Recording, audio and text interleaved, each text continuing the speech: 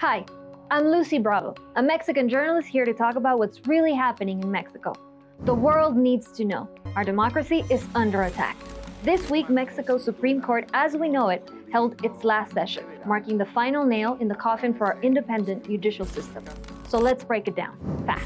It all started with President Andrés Manuel López Obrador, or AMLO, who for years clashed with the judiciary. He called our courts corrupt, serving elites, not the people. His solution? A radical judicial reform pushed through in September 2024, just before his term ended.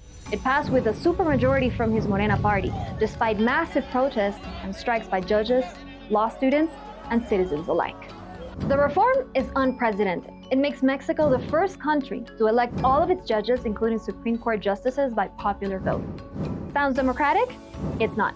Candidates were pre-selected by Morena-dominated committees, and the first elections held June 2025 saw Morena's picks sweep the Supreme Court.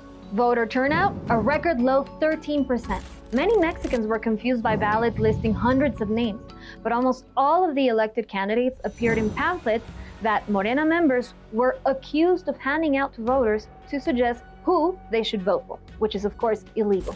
And to make matters worse, several journalistic investigations revealed some of the winning candidates even have ties to cartels, raising fears of criminal influence.